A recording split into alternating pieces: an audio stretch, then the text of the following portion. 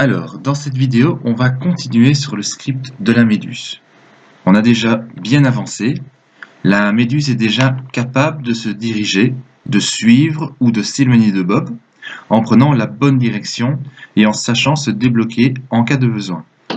Maintenant, on va gérer la détection de collision pour pouvoir soit tuer Bob ou attraper la méduse. Pour ça, on va déjà mettre le collider de la méduse sur ce qu'il est isTrigger ici, et on va en même temps changer dans le sprite renderer ici.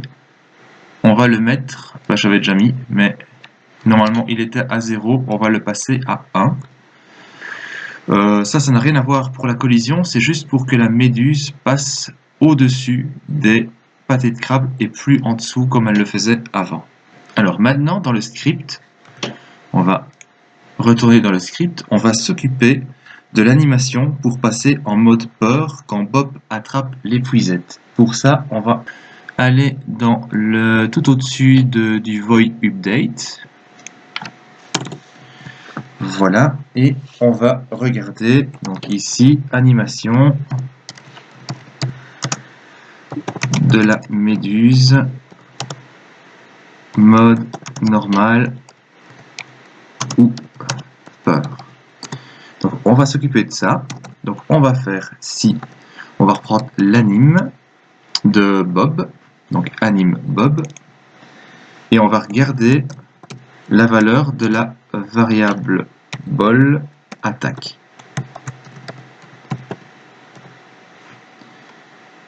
Si la valeur de cette variable est à true, ça veut dire que Bob est en train d'attaquer. Donc là, on va s'occuper maintenant de l'animation de la méduse. Et là, on va mettre la variable ball, set ball. On va mettre la variable qu'on avait créée qui était fear. Et on va la mettre à true. Donc pour avoir l'animation de peur dans les méduses. Maintenant, si Bob n'est pas en train d'attaquer, alors là, on remet l'animation des méduses.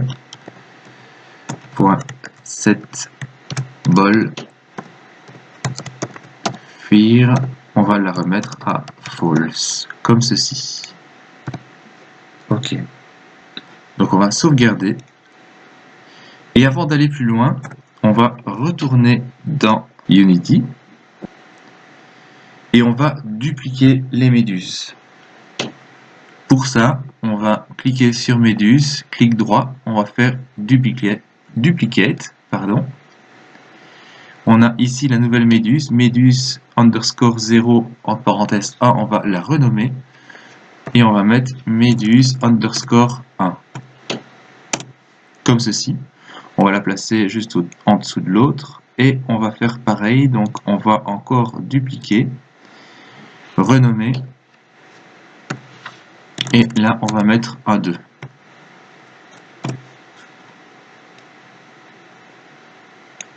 Ok. On va les mettre à leur place. Donc, la première, on n'y touche pas. Enfin, la 0, on n'y touche pas. C'est celle qu'on avait déjà fait. Par contre, la 1, on va mettre la position X à 3.1, moins 3.1. Donc ça, c'est bon.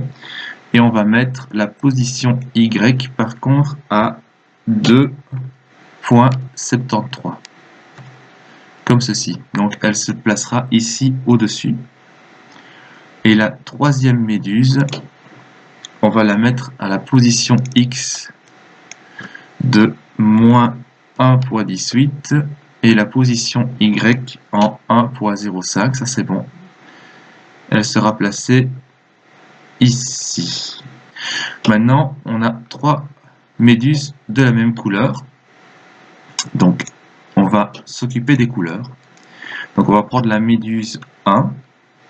On va aller dans le renderer ici. On a la couleur. On va cliquer sur la couleur et on va la choisir. Celle-là, on va la mettre en bleu.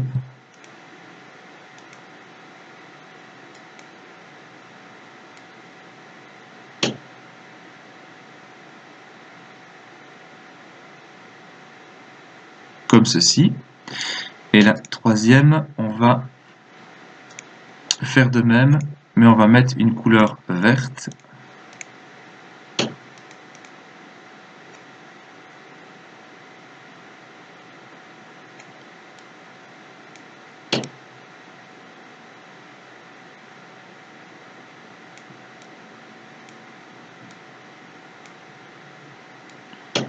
Comme ceci. On va pouvoir maintenant gérer la collision entre Bob et la méduse. On va faire ça plutôt du côté du script de Bob. Donc on va retourner dans Visual Studio et on va aller sur Bob. On va déjà ajouter quelques variables, notamment quelque chose qu'on avait oublié. On va ajouter un audio clip, pardon. On avait le son de l'épuisette, on avait le son du rire, on a le son pour manger et on va ajouter un son quand Bob va mourir. Donc SND underscore die. C'était un oubli de ma part. Donc ça, on va l'enregistrer. On va retourner directement dans Unity. Et sur Bob. Voilà, maintenant on a l'emplacement pour SND die. On va retourner dans les sons. Et ici, on a le son hit. C'est celui-là qu'il faut mettre à l'intérieur, comme ceci. Ok, on retourne dans Visual Studio. Et on va créer maintenant les variables qu'on aura besoin pour les méduses. On va directement ici en dessous ajouter un tableau de vecteur 2 contenant les emplacements des 3 méduses. Donc on a 3 méduses, donc on va créer un tableau de méduses. Donc new vector 2 vecteur 2 et on va mettre une grandeur de 3. On va directement ici dans Start initialiser ça. Donc méduse 0 est égal à new vecteur 2. Alors la position c'est moins 3.1 en X et 1.05 en Y. C'était la position qu'on a mis. Alors on va faire ça pour les autres. On va faire un copier et on va le coller 2 fois. Donc même chose pour la méduse 1 et 2, à part que la position ici ce sera 2.73 et là ce sera moins 1.18 et 1.05. Ça c'est bon. Alors pourquoi récupérer la position des méduses? Tout simplement, quand on va attraper une méduse, on va la repositionner à sa place d'origine. Donc c'est pour ça qu'on a besoin de l'emplacement des méduses. Alors ensuite, dans la partie valide, on va ajouter ici des hit collider name en plus, correspondant aux méduses. Comme ça, on saura aller vers la méduse quand on voudra l'attraper. Sinon, on ne saura pas aller sur la méduse et on va bloquer. Donc on va ajouter ça. Pour que ce soit plus clair, on va mettre le OU ici et puis directement tout le reste en dessous sur une autre ligne. Ce sera plus clair. Donc ici, on avait item, on va ajouter les méduses. Donc le hit.collider.name est égal à méduse underscore 0 et on va faire la même chose pour les autres. Donc on va déjà sélectionner ceci et faire un copier-coller mais avec la méduse 1 et également avec la méduse 2. Donc ça on va supprimer parce qu'il n'y en a pas d'autre et on va aller à la ligne ici comme ceci. Ensuite on va descendre tout en dessous et on va ajouter une nouvelle fonction void on trigger enter 2D, comme ceci. Donc c'est une méthode qui fait partie du moteur Unity et donc qui va s'exécuter à chaque fois qu'on va être en collision d'un trigger. Donc on a mis les méduses en trigger. On va déjà être sûr que on est bien sur une méduse. Donc pour ça, on va faire un if collider name. Alors comme il y a plusieurs méduses, on va pas s'amuser à mettre méduse underscore 0, 1 et 2. On va simplement prendre les 3 premières lettres et voir si ça correspond à MED. Donc pour ça, on fait un substring. On va partir de 0 et on va en prendre 3. Donc si ça correspond à MED, on est bien sur une méduse. Parce que des colliders, il y en a d'autres. Hein. Donc on a tous les items qui font partie aussi de collider. Donc pour être sûr qu'on n'est pas sur un item, mais qu'on est bien sur la méduse, donc on est obligé de faire ceci. Oui, c'est pas collider, c'est collision ici. Donc collision .name substring 03 égale med. Donc ça c'est juste. Alors, si maintenant l'animation de Bob get, donc on va reprendre la variable attaque. Donc là, c'est si on n'est pas en train d'attaquer. Si on n'est pas en train d'attaquer et qu'on a percuté une méduse, ça veut malheureusement dire que, donc si Bob n'est pas en mode attaque, on est mort malheureusement. Donc là, qu'est-ce qu'on fait? On fait justement l'audio S play one shot du son qu'on vient d'ajouter, donc SND die ici. Voilà. Et alors on fait une animation. Cette trigger, on l'avait mis en trigger du die justement. Ok. Maintenant, sinon, donc si là on est en train d'attaquer, donc sinon on capture la méduse. Donc qu'est-ce qu'on va faire? On va désactiver la méduse et on va la replacer à son emplacement d'origine. On va faire collision point transform point position. Donc là en fait on prend le transform et la position de l'objet collision ici qu'on a pour bien sélectionner la méduse et pas Bob. Donc là on va la replacer. Donc on va faire égal à méduse.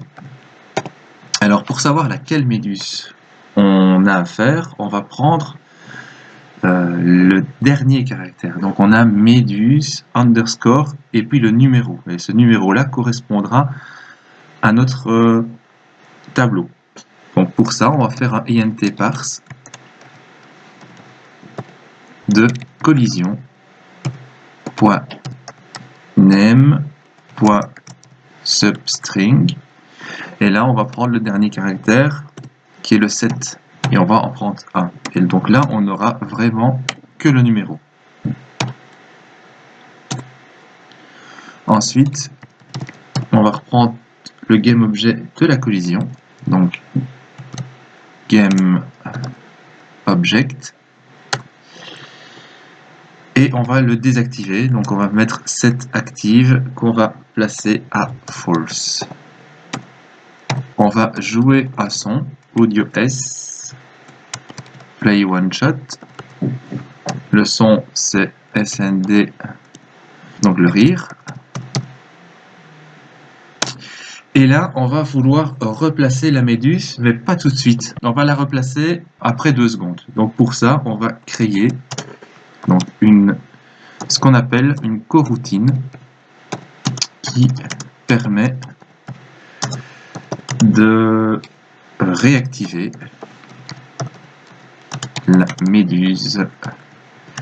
Après, on va dire ici 2 secondes. On va mettre ça à 2 secondes. Donc, on va faire start coroutine.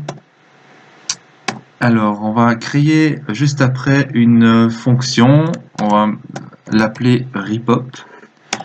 Et on va mettre le GameObject, donc la collision.GameObject. Alors ici, juste en dessous, on va créer donc cette fonction repop. Donc une coroutine, ça demande à renvoyer un enumerator. Donc repop. Et alors GameObject, ça prend un objet qu'on va nommer objet comme ceci. Voilà. Et ici, on va faire un yield return new. Alors un wait for second. Et là, on a dit 2 secondes. Donc on va mettre 2. Et après cette attente de 2 secondes, on va remettre l'objet qu'on a passé ici en paramètre à setActive true. Alors ici, ça va encore poser un petit problème. On remet la position de la méduse à son emplacement original. On désactive l'objet et quand on va le réactiver, ce qui va se passer, c'est que ici dans le mouvement, juste après moving, là, on a la destination. La destination, elle, n'a pas été changée. Donc la destination correspondra toujours où la méduse était placée avant. Donc la destination, il va falloir la réinitialiser à chaque fois. On va être désactivé. Donc pour ça, on a une méthode aussi dans Unity. On va le mettre tout en dessous. Et c'est void onDisable. Donc là, on va réinitialiser la destination quand la méduse se fait attraper. Et donc pour ça, desti est égal à transform.position, puisque maintenant la position a été remise via Bob à sa place. Je propose qu'on teste directement ça dans Unity. Donc ici, les méduses arrivent à se passer l'une à travers l'autre, donc c'est bon. Ici, je prends l'épuisette, on voit qu'elle clignote, donc c'est bon.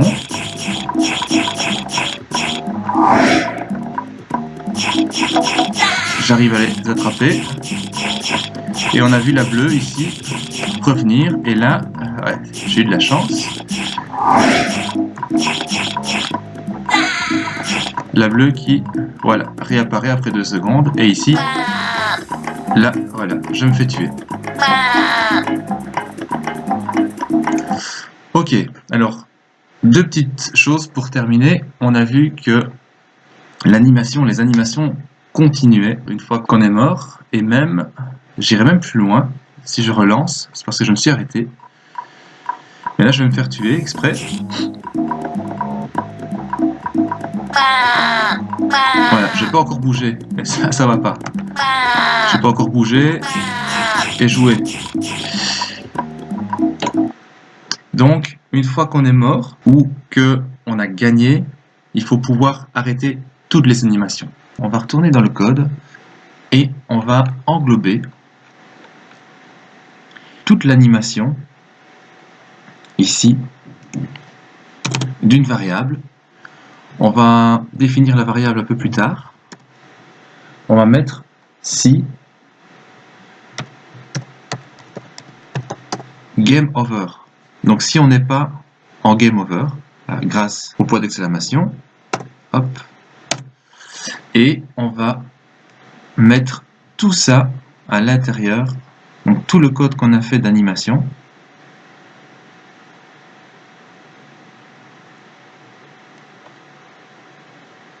tout ceci, on va couper et on va le coller ici. Donc ici on est dans Méduse, mais on doit faire ça également dans Bob. Donc Bob, on va faire pareil. On va englober tout ce qui est donc dans le void update ici.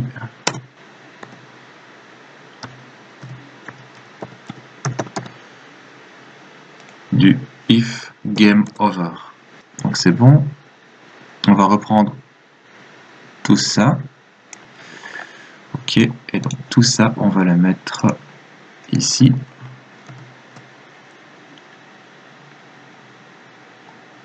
Ok. Et alors, on va devoir définir cette variable GameOver. Alors, cette variable GameOver, elle devra être disponible aussi bien dans le script de Bob que dans le script Méduse. Pour faire ça, on va la déclarer ici dans Bob.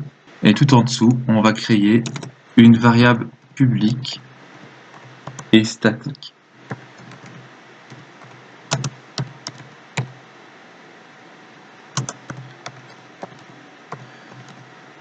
GameOver qu'on va mettre à false, puisqu'on n'est pas en GameOver. Voilà.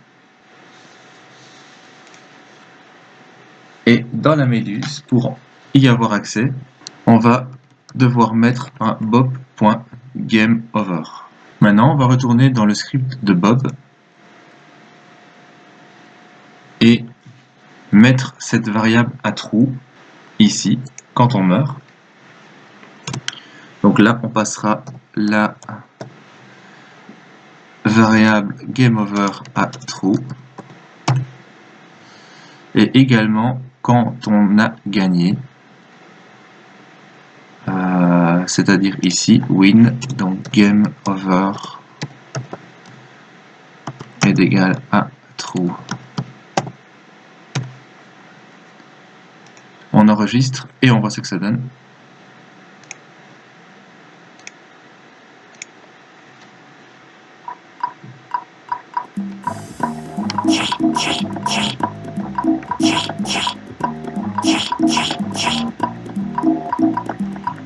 Ouais, on va se laisser manger. Et voilà. Donc ça bloque toutes les animations. Et c'est ce qu'on voulait.